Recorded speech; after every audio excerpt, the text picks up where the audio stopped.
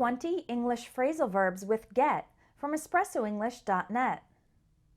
Hi there, I'm Shayna from espressoenglish.net, and this lesson is on one of the topics that's most requested by my students.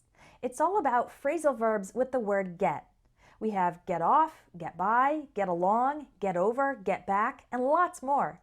And some of these have multiple meanings. These phrasal verbs are very common in everyday English, so you need to learn them. In today's video, you'll learn 20 phrasal verbs with get. I'll make them clear with definitions and examples. But there are many, many more phrasal verbs in English, and you can learn over 500 of them inside my course called Phrasal Verbs in Conversation. This course will teach you phrasal verbs in the context of dialogues. It's a fun and natural way to learn these common phrasal verbs, so you can click on the link in the video or in the description to learn more and join that course. Are you ready to learn about the different phrasal verbs with get? Let's begin. Number 1, get across. Get across can mean to manage to go from one side to another physically. For example, it's hard to get across the road when there's lots of traffic. It also has a meaning in communication. To get your point or message across means to communicate it successfully.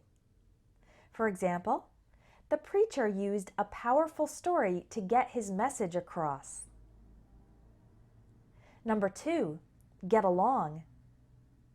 To get along with someone means to have a good relationship with that person.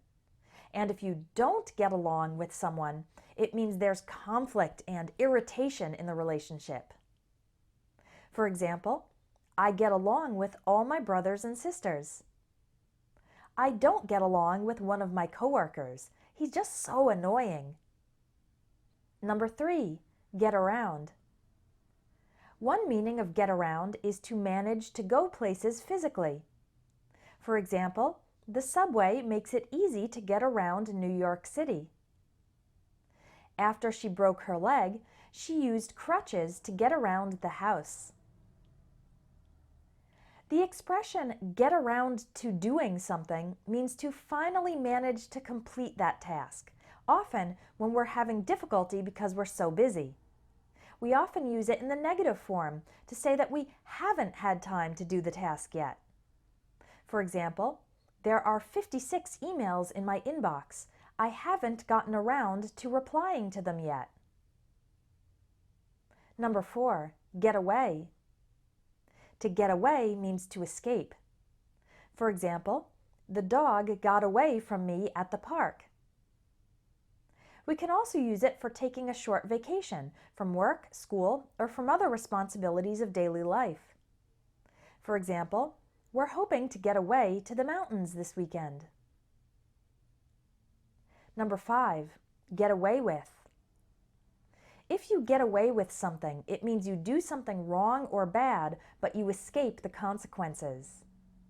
For example, my mother never found out I stole money from her purse, so I got away with it. Number 6, get back. We use the phrasal verb get back as an informal way to say return, a person returning to a place or an object being returned to its owner. For example, the traffic was so bad, it took me an hour to get back home after work. Don't lend him any books. You'll never get them back. Number 7, the expression get back at someone is different. To get back at someone means to get revenge. For example, after Carly stole Sarah's boyfriend, Sarah got back at her by spreading nasty rumors about her. Number 8, we also have get back to and get back into. These are used in slightly different ways. Get back to can mean returning to an activity after an interruption or replying to someone's communication. For example, sorry, I can't talk. I need to get back to studying for this test. I'll find out the answer and get back to you tomorrow. Get back into is used when you return to being interested in or involved in an activity after spending some time away from it. For example, now that I have more free time, I'm getting back into painting, meaning I'm returning to being involved in painting. Number 9, get behind. Get behind has two meanings. It can mean to fail to accompany an expected schedule. For example, we're supposed to read a chapter a day, but I've been sick, so I got behind, meaning I am later than the expected schedule. If you get behind a person or cause, that means you support that person or cause. For example, the whole neighborhood got behind the proposal to build a new library. Number 10, get by. Get by is used when you have barely enough money to survive. For example, we're having a hard time getting by ever since my husband lost his job. Number 11, get down. Get down can mean to move down physically. For example, she needed help to get down from the horse. Another meaning is when something gets you down, meaning it makes you sad or depressed. For example, cold, dark winters always get me down. Number 12, get in. Get in can mean to manage to go inside. For example, you can't just enter the building, you need a key card to get in. Get in is also an informal way to say arrive. For example, our flight gets in at 11 p.m. Number 13, get into. Get into can mean to be accepted or admitted to a club, group, college, etc. For example, his grades were excellent and he got into a top university. To get into an activity means to become interested or involved in it. For example, my parents have been getting into gardening recently. Number 14, get off. Get off can mean to physically leave a bus, train, plane, bike, or motorcycle, or a surface. For example, we got off the bus at the last stop. No matter how many times I clean it, I can't get this stain off the floor. Get off is also an informal way to talk about leaving work. For example, what time do you get off work? I usually get off around 5:30. Number 15, get on, get onto, and get on with. We use get on and get onto for entering a bus, train, plane, bike, or motorcycle. For example, he got on his motorcycle and rode away. Let's make sure we get on to the right train. The expression get on with an activity means to proceed with that activity, often after a delay or interruption.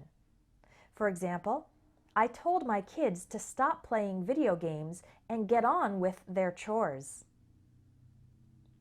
Number 16, get out. Get out can mean to physically leave a place or remove something from a place. For example, the weather was so bad we couldn't get out of the house. Can you get the bags out of the car? If you tell someone, get out, it's an angry way to tell them to leave. We also have the expression, get out of doing something, meaning to manage to escape a task or responsibility. For example, my son pretended he was sick in order to get out of going to school. Number 17, get over. To get over something means to recover from it physically or emotionally. For example, I just got over a bad cold. It took her a long time to get over her dog's death. We also have the expression, I can't get over, and that means I can't believe or I find it amazing. For example, I can't get over how much she's changed since the last time I saw her. Number 18, get through. The phrasal verb get through is used for proceeding with or finishing something difficult. For example, I couldn't get through the lesson. It was too hard. My friends helped me get through my first year at college. Number 19, get to. We can use get to as an informal way to say arrive. For example, call me when you get to Chicago. Another meaning is to have the opportunity to do something good or special. For example, at the circus, my kids got to eat as many snacks as they wanted. If something gets to you, it means it annoys or irritates you. For example, it was just a minor mistake. Don't let it get to you. Number 20, get up. You already know get up. It means to get out of bed. We can also use it for standing up after falling down. For example, I always get up at 7:30. She had a hard time getting up after she slipped on the ice. Now you know 20 different phrasal verbs with get, but what's the best way to remember them all? Phrasal verbs are easier to remember when you put them into practice, so try to write your own sentences using the phrasal verbs from this lesson. My Phrasal Verbs in Conversation course includes lots of opportunities for you to practice. After each lesson in the course, there's a quiz to help you review, and writing exercises to help you use the phrasal verbs you've learned. Just click on the link in the video or in the description to register for my Phrasal Verbs in Conversation course. I think you'll really enjoy it. Thanks for watching, and I'll talk to you next time.